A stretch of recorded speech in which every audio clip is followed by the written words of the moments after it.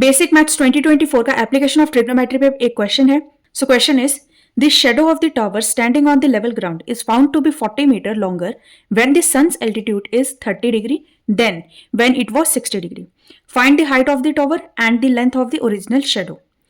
सो question में बोला गया हमारे पास एक टावर है जो कि एक ग्राउंड पर है.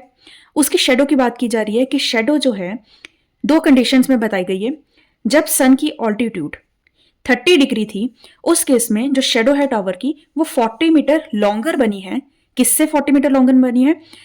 जब सन का ऑल्टीट्यूड जो है 60 डिग्री था उस केस से 40 मीटर लॉन्गर बनी है. तो हमने बताना है कि टावर की हाइट क्या है और length of the original shadow. Shadow की ओरिजिनल लेंथ क्या है? सो सबसे पहले इस पे एक डायग्राम बनाई गई है. हमने लिया है ए बी हमारा है हाइट ऑफ द टावर. अब दो कंडीशंस बोली गई थी. पहली कंडीशन बना लेते हैं कि जब हमारे पास सन जो है वो 60 डिग्री का एंगल बना रहा है. तो सन हमारा यहाँ पे पीछे है तभी शेडो आगे बन रही है. और शेडो किस तरह से बन रही है कि 60 डिग्री का एंगल बन रहा है सन का. तो हमारे पास ये बन रही है शेडो. सेकेंड केस में क्या बोला था कि जब हमारा जो सन है वो 30 डिग्री का एंगल बना रहा है उस केस में जो शेडो है वो 60 वाले से 40 मीटर लॉन्गर है. तो हमने सन को और पीछे बनाया क्योंकि जितना पीछे बनाओगे उतना एंगल छोटा बनेगा.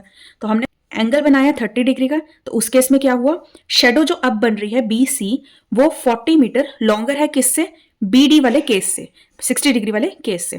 तो ये है इसकी डायग्राम. अब डायग्राम बन गई तो क्वेश्चन हो गया हमारा इजी. हमने क्या लिखा, ए बी हमारा है टावर की height.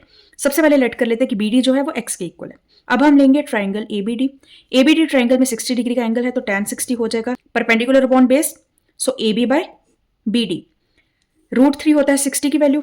√3 is equal to A B by x. सो ए बी की वैल्यू आ गई √3x. इसको हमने दिया फर्स्ट इक्वेशन. अब हम लेंगे ट्राइंगल ए बी सी जिसमें हमारे पास एंगल है 30. So tan 30 is equal to A B by B C. tan 30 की वैल्यू है 1/√3 is equal to A B by B C. कैसे बना है? B D plus D C से. तो बी डी की वैल्यू हमारे पास x है और डी सी की वैल्यू 40 है तो x प्लस 40 और रीजन साथ ही लिख दिया. देन 1/√3 इज इक्वल टू, क्योंकि ए बी की वैल्यू हमने फर्स्ट में फाइंड की थी √3x तो हमने वही पुट कर दी, divided by x plus 40. So इसमें क्रॉस मल्टीप्लीकेशन करेंगे. x plus 40 is equal to √3 into √3 3x. So ये 3x है और ये वाला x यहाँ पे चल जाएगा राइट साइड पे. तो 2x is equal to 40. x की वैल्यू आ गई 20.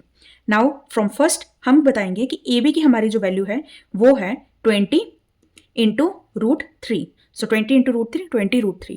लेकिन क्वेश्चन में क्योंकि √3 की वैल्यू गिवन है तो हम इसमें पुट करेंगे. सो ए बी की वैल्यू आ गई 34.6 मीटर.